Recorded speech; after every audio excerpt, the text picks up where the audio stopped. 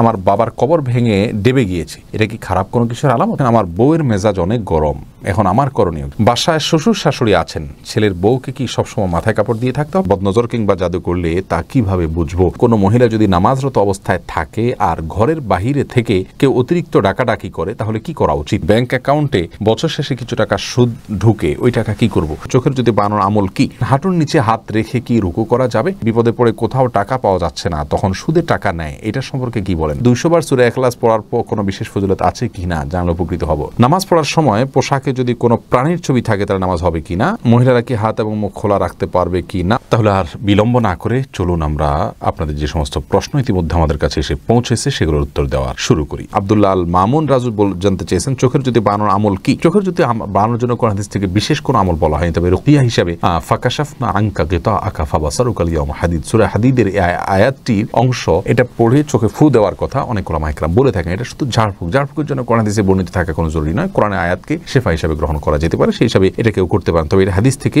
শেখানো কোনো আমল না, সেটি আমাদের মাথায় রাখতে হবে। বানিউল আলম আপনি জানতে চেয়েছেন, হাঁটুর নিচে হাত রেখে কি রুকু করা যাবে? না, হাঁটুর নিচে হাত রেখে রুকু করা যাবে না। হাঁটুর যে গিরা আছে সেটাকে শক্ত করে ধরে, এভাবে আঙ্গুলগুলো ফাঁকা থাকবে, সেটাকে ধরে গিরার মধ্যে হাত দিয়ে দেন আপনাকে রুকু করতে হবে। শেখ শরীফ জানতে চেয়েছেন, অজুরত অবস্থায় বায়ু বের হলে নতুন করে অজু করতে হবে নাকি সেখান থেকে ধারাবাহিকভাবে অজু করতে হবে? নতুন করে অজু করতে হবে, ধারাবাহিকভাবে অজু করলে হবে না। মাঝখানে যদি অজু হাত ধুয়েছেন, মুখ ধুয়েছেন, তারপর বায়ু বের হলো, তাহলে শুরু থেকে অজু করতে হবে আপনাকে।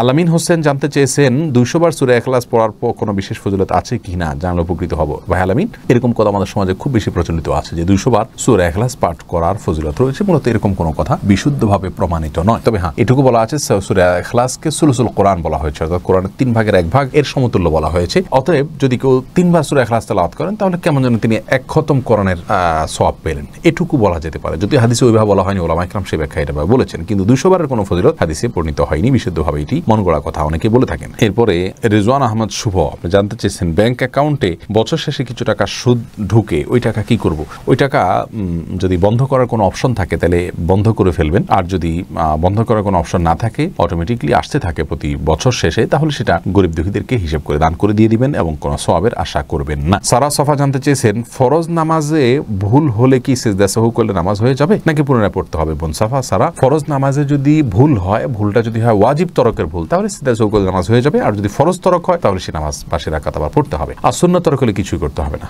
আপনার কোন ভুল হয়েছে সেটা হলো মূল বিষয়। সাদ ভয়েসম্যান এআইডি থেকে আপনি প্রশ্ন করেছেন, আমার বউয়ের মেজাজ অনেক গরম, এখন আমার করণীয় কি? আল্লাহ তাআলা আপনার বিষয়টাকে সহজ করুক ভাই। তার স্ত্রীর যদি মেজাজ গরম হয়, তিনি যদি নিজে বুঝতে পারেন যে হ্যাঁ তিনি মাঝে মধ্যে হট মেজাজি হয়ে পড়েন, তাহলে সেক্ষেত্রে তাকে আপনি পরামর্শ দিতে পারেন আউযু বিল্লাহি মিনাশ শাইতানির রাজিম বেশি বেশি করে পাঠ করা, বিসমিল্লাহির রহমানির রহিম মাঝে মধ্যে পাঠ করা, এগুলো পাঠ করলে আল্লাহ রাব্বুল আলামিন বদমেজাজ মানুষের কমিয়ে দেয়। বিশেষ করে তার যখন বদমেজাজ হবে, আপনি তাকে শুনিয়ে দূর থেকে এটা পড়তে পারেন, যদি পড়েন ইনশাআল্লাহ দেখবেন তার বদমেজাজ কমে গেছে। এবং রাসূল করিম সাল্লাল্লাহু আলাইহি ওয়াসাল্লামের জীবনে এরকম ঘটনা ঘটেছে যে এক ব্যক্তি রাগান্বিত হয়েছেন, তিনি দূর থেকে বলেছেন আমি জানি একটি কালিমা যেটা পড়লে তার রাগ কমে যাবে, এবং তাকে শুনিয়ে সেটা তিনি পড়লেন, তারপর লোকটি সেটা অনুসরণ করলেন। তাকে ডাইরেক্ট পড়তে বললে ওই সময়টা তিনি হয়তো রাগান্বিত হয়ে যাবেন, তাকে পড়তে নির্দেশ না করে আপনি তাকে শুনিয়ে হালকা করে বললেন অথবা তাকে স্মরণ করার উদ্দেশ্যে বললেন, এর মাধ্যমে তার রাগ কমতে পারে ইনশাআল্লাহ বিইذনিল্লাহ। তানভীর আহমেদ জানতে চেয়েছেন, আমাদের একটা দোকান আছে, মাঝে মাঝেই অনেকে অনেক কিছু ভুলে ফেলে যায়, এখন আমরা কি করতে পারি? যথাসম্ভব সেটা রেখে দিবেন, মালিক তালাশ করে দেওয়ার চেষ্টা করবেন, তাকে পাওয়ার কোনো সম্ভাবনা না থাকলে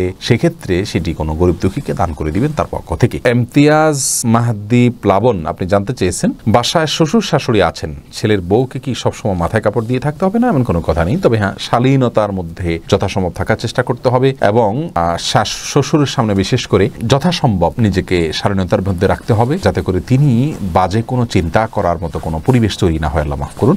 তবে মাথায় কাপড় দিয়ে থাকতে হবে নির্দিষ্টভাবে, এমন কোনো কথা বাধ্যবাধকতা নেই। তানজিদ আহমেদ জানতে চেয়েছেন, বিপদে পড়ে কোথাও টাকা পাওয়া যাচ্ছে না, তখন সুদে টাকা নেয়, এটা সম্পর্কে কি বলেন? দেখুন, অনেক ভাই বোন এই কাজটি আজকাল করছেন।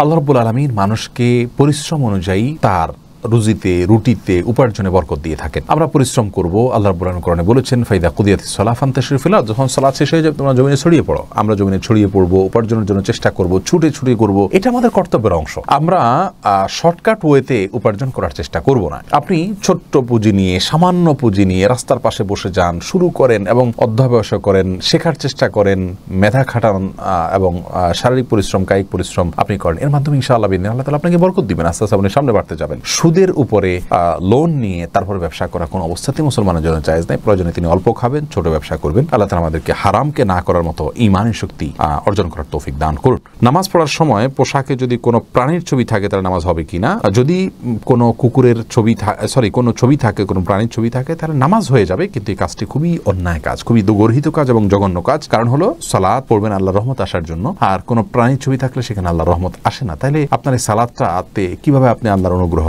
লাভ করবেন? এই জন্য কোনো প্রাণীর ছবি আছে এরকম জামা কাপড়ে সালাত আদায় করা উচিত নয়। কিন্তু যদি বিকল্প কিছু না থাকে, ওই জামাকে উল্টিয়ে পারলে পড়বে, আর সেটাও যদি কোনোভাবে করা না যায়, দোনো পাশে যদি ছবি থাকে, তাহলে সেক্ষেত্রে সালাত ত্যাগ করবে না, ওই অবস্থায় পড়ে নেবে। এরপরে মহিলারা কি হাত এবং মুখ খোলা রাখতে পারবে কি না, মাহমুদুল হাসান জানতে চেয়েছেন। না, হাত মুখ এগুলো ঢাকবেন যদি ঢাকা যায়, আর যদি ঢাকা না যায় তাহলে সেক্ষেত্রে আল্লাহ রাব্বুল আলামিন বলেছে ইল্লা মা যাহারা মিনহা, যেগুলো এমনি প্রকাশিত থাকে, অনেক উলামা ইকরাম বলেছেন তার মধ্যে হাতের কবজি, পায়ের পাতা, এগুলো প্রকাশিত থাকে, যার কারণে এগুলো না ঢাকলেও চলবে। ফিতনার এই যুগে মানুষ মেয়েদের কাপড় চোপড় এবং তাদের শরীরের যে কোনো অংশ দেখেই বাজে চিন্তা করে, যার কারণে একজন আত্মসম্মানবোধী মায়ের জন্য সেগুলোকে ঢেকে ফেলাটাই হলো উচিত এবং উত্তম। শফিকুল ইসলাম জানতে চেয়েছেন, কোন মহিলা যদি নামাজরত অবস্থায় থাকে আর ঘরের বাহিরে থেকে কেউ অতিরিক্ত ডাকাডাকি করে তাহলে কি করা উচিত? যতই ডাকাডাকি করুক না কেন, নামাজটাকে চালিয়ে যেতে হবে যদি ফরজ নামাজ হয়। আর সুন্নত নামাজ হলে যদি ডাকটা শুনে তিনি বুঝতে পারেন যে তার মা বাবা কোনো বিপদে পড়ে ডাকছেন বা জরুরি কোনো কাজে ডাকছেন, মা বাবা যদি ডাকেন তাহলে সেক্ষেত্রে ছেড়ে চলে যেতে পারেন সুন্নত নামাজ হলে। আর যদি কোনো ব্যক্তির মৃত্যুর মুখে পতিত হয়েছেন, এরকম কিছু আঁচ করতে পারেন তিনি, তাহলে সেক্ষেত্রে ফরজ হলেও নামাজ ছেড়ে দিয়ে তার জীবনকে রক্ষা করার জন্য তিনি অগ্রসর হয়ে যাবেন, এটা তার কর্তব্যের অংশ। মোহাম্মদ তাকিব জানতে চেয়েছেন, বদনজর কিংবা জাদু করলে তা কিভাবে বুঝবো? এটা একটু জটিল আসলে।